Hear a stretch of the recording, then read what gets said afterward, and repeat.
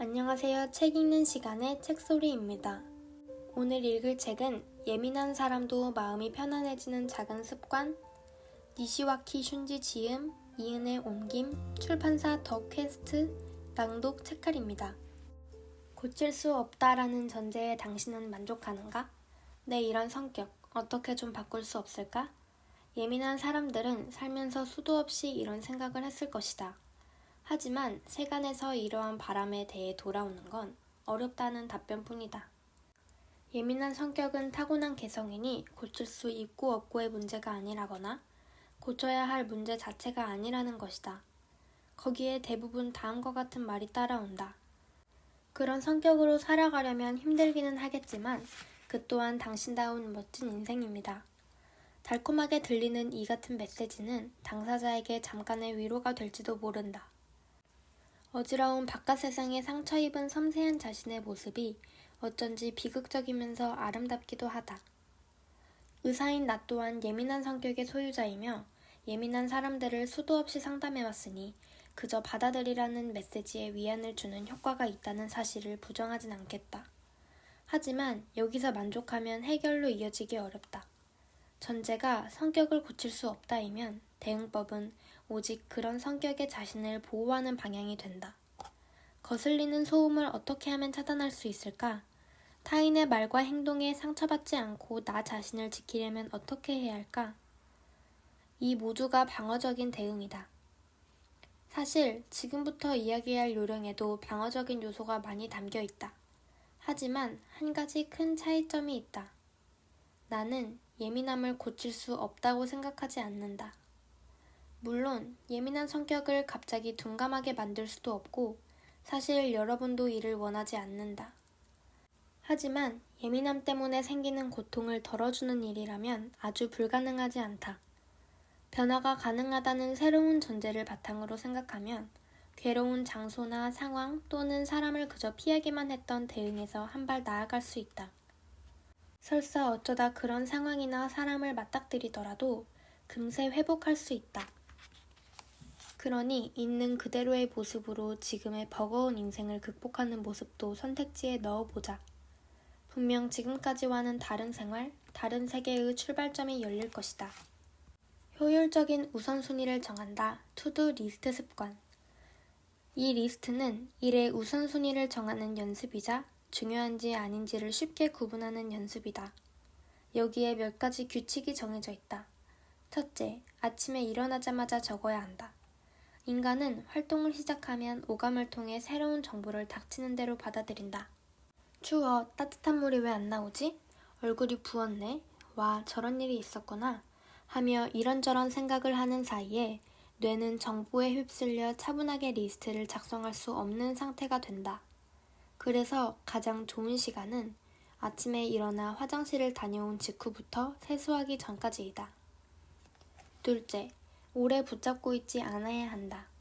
익숙해지기 전에는 30분 정도 걸려도 괜찮지만 가능하면 15분 안에 끝내야 한다. 집안일이나 외출 준비를 시작할 시각을 정해두고 그보다 15분에서 30분 일찍 일어나는 방법을 권한다. 마감 개념이 생겨 빨리 끝나게 될 것이다. 그리고 가장 중요한 셋째, 5개 이내로 적어야 한다. 말도 안 돼, 할 일이 얼마나 많은데 라는 생각이 드는가? 그렇다면 당신은 스케줄과 투두 리스트를 같은 맥락에서 생각하고 있을지도 모른다. 스케줄은 해야 할 시간과 기한이 분명하게 정해진 일이다. 예컨대 직장인이라면 출퇴근, 업체 미팅, 서류 작성 같은 일을 말한다. 집안일이라면 아이의 등하원, 빨래, 식사 준비가 된다. 이런 일들은 이미 일상적으로 반복하고 있으니 따로 적을 필요가 없다. 투두는 스케줄의 빈틈을 이용해서 하는 일을 말한다. 예를 들면 누구에게 답장을 한다. 내일 모임의 인원수 확인, 택배 발송과 같은 일이다. 이런 일이라면 그렇게 많지 않다. 그래도 5개는 너무 적은가? 그래서 연습이 필요하다. 처음에는 생각나는 대로 적은 다음 아래처럼 따져가며 될 수 있는 한 줄인다. 꼭 오늘 해야 하는가? 달리 무슨 일이 생겨도 해야만 하는 일인가? 순위를 정하는 작업을 통해 일의 경중을 나누는 감각을 익힐 수 있다. 그러다 보면 점차 6위 이하는 삭제해도 별 상관이 없다는 사실을 깨닫게 될 것이다. 즉, 사소한 일은 사소한 일로 흘려 넘기는 능력이 생긴다. 예민한 사람에게는 필요한 낭비가 있다. 우선순위를 정하는 능력을 키우는 투두 리스트는 일상 업무의 효율을 높일 수 있다. 또한 쓸데없는 움직임이 줄어들어 시간 단축 효과도 있고 피로도 줄어든다. 하지만 습관은 몸에 배기까지 시간이 걸린다. 스몰 스텝 방식은 편하지만 그만큼 익숙해지기까지 시간이 걸린다. 따라서 한두 달 사이에 변할 것이라는 기대는 버려야 한다. 대신 좀처럼 효과가 나타나지 않는 기간을 이용하는 방법을 제안하고 싶다. 이 기간에 자신이 자주 하는 쓸데없는 작업을 검증해보자. 쓸데없는 작업을 줄이고자 함은 아니다. 쓸데없어 보이기는 하지만 해도 괜찮지 않을까? 라는 관점에서 생각해보자. 예민한 사람은 미적인 부분에 집착하는 경향이 있다. 제3자가 보면 대부분 뭐라도 상관없는데? 라고 생각할 부분이다. 예컨대 문서를 작성할 때 줄 바꿈 위치를 어디로 할지 고민하는 행동을 들 수 있다. 여기서 줄 바꿈을 하면 이 줄만 글자가 튀어나오는데 글자가 너무 빽빽해서 여백이 작아 보여. 보기에 안 좋아. 이런 생각 때문에 내용에는 문제가 없는데도 몇 글자를 더 넣거나 줄인다. 직장 상사가 보면 상관없으니까 빨리 내 라고 한 소리 할지도 모른다. 하지만 정말 쓸데없는 짓일까? 예민한 사람은 쓸데없는 작업을 할 때 동시에 걱정도 시작한다. 내가 또 쓸데없는 짓을 하는구나. 시간이 더 걸리겠지. 죄송합니다. 이렇게 마음속으로 누군가에게 용서를 구한다. 하지만 이런 행동은 시간 낭비라는 실체적 손실보다 더 큰 손실을 초래한다. 신경이 쓰여 속으로 끙끙 앓는 일이야말로 예민한 사람들에게 가장 큰 스트레스이기 때문이다. 그럴 바에 차라리 당당하게 쓸데없는 짓을 하는 편이 낫다. 줄 바꿈 위치가 딱 맞으면 기분이 좋아. 문서도 디자인이 중요하다고. 이렇게 나름 명확한 이유가 있으니 이 또한 분명 의미가 있는 일이다. 참고로 나는 손을 자주 씻는 버릇이 있는데 손을 씻으면 기분이 상쾌하니까 라는 이유가 있으니 특별히 이상하다고도 고쳐야겠다고도 생각하지 않는다. 기분이 상쾌해진다라는 긍정적인 감각에 눈을 돌려 자기 자신에게 오케이 사인을 보내자. 그러면 시간을 단축할 수 없잖아 라는 걱정이야말로 쓸데없다. 안절부절 못하며 신경 쓰느라 받는 쓸데없는 스트레스를 없애는 효과가 생각보다 더 크다. 내가 또 쓸데없는 짓을 한다는 생각은 버리고 처음부터 그 작업을 통해 업무를 생각하면 머리도 손도 거침없이 움직일 테니 결과적으로 일의 속도도 빨라진다. 어렵지 않다. 그저 계획을 세울 때 자신이 집착하는 부분에 드는 시간도 포함하기만 하면 된다. 유형별 싫어하는 것을 버리는 방법. 이번에는 기분 나쁜 경험이나 스트레스를 해소하는 방법을 살펴보자. 비주얼 유형인 사람이라면 머릿속으로 불쾌한 대상이 멀어져가는 이미지를 상상해보자. 불쾌한 정보의 기억은 눈앞에 어른거리기 마련이다.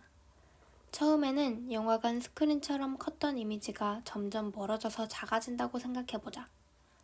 눈앞에서 어른거리던 불쾌한 대상이 점점 멀어지면서 텔레비전 크기만큼 작아지고 계속해서 노트북, 책, 펜, 명함, 우표 크기로 작아져서 보이지 않을 만큼 멀리 가버리면 상처도 아물 것이다. 오디토리 유형이라면 종이에 적어서 버리는 방법을 추천한다. 괴롭다, 지친다처럼 그 순간에 느끼는 감정만 적어도 괜찮고 미운 사람을 향한 트집이나 감정을 글로 옮겨도 좋다.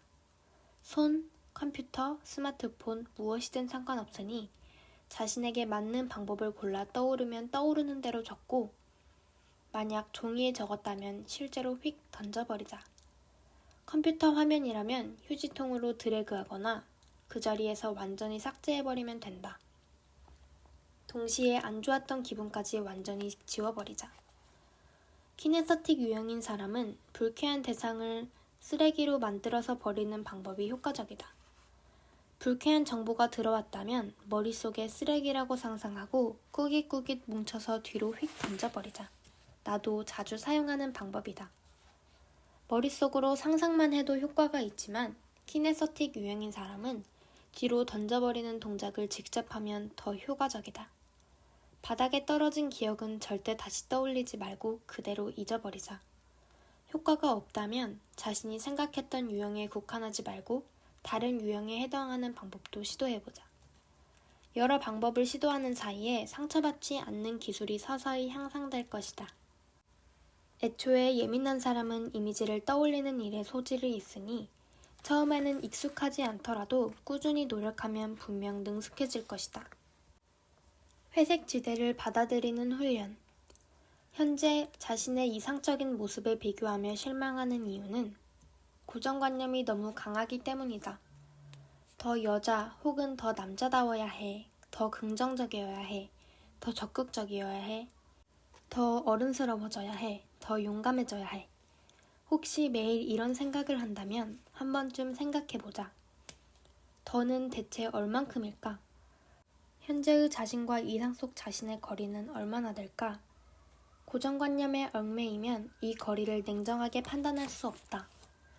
이상만큼 다다르지 못하면 전부 쓸모없다고 판단해버리니 0 아니면 100, 흑 아니면 100, 즉 완벽주의다. 실제로는 흑과 백 사이에 넓은 회색지대가 존재한다. 인간의 생활은 옅은 회색이냐 짙은 회색이냐의 차이만 있을 뿐 모두 회색지대 안에 있다. 인간 세상은 이상적인 순백도 칠흑 같은 암흑도 아니다. 기쁨과 슬픔, 잘남과 못남, 진실과 거짓, 선과 악, 고상함과 저급함 양쪽이 뒤섞여 있다.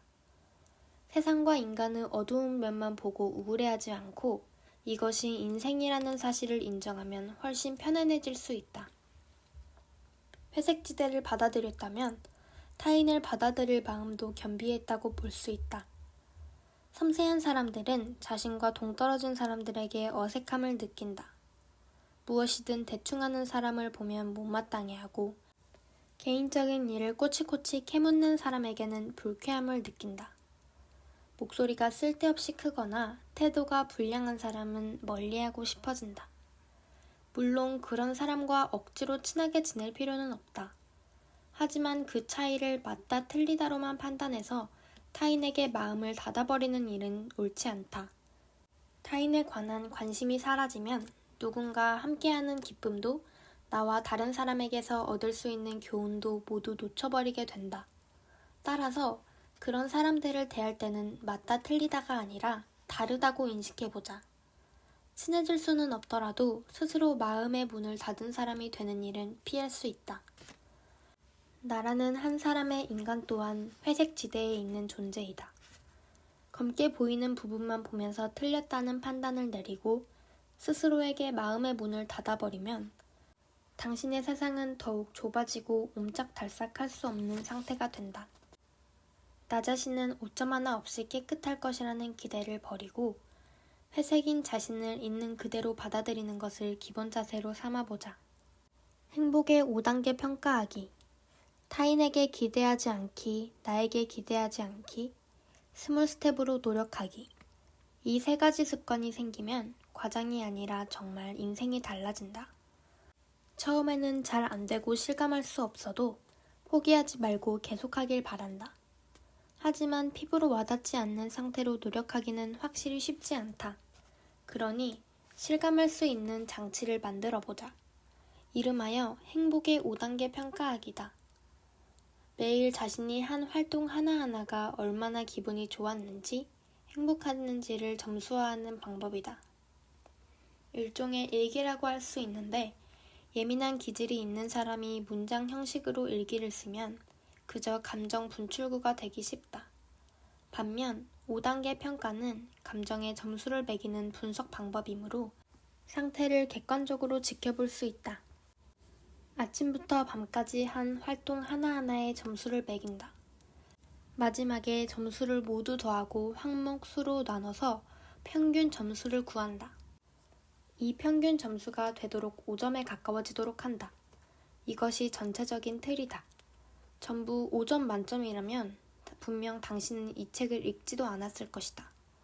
실상 전부 만점인 사람은 거의 없다. 현재 부족한 항목을 만점에 가깝게 만들려면 여기서도 스몰 스텝의 관점이 필요하다. 우선 1, 2점을 받은 항목은 원칙적으로 다시 하지 않는다.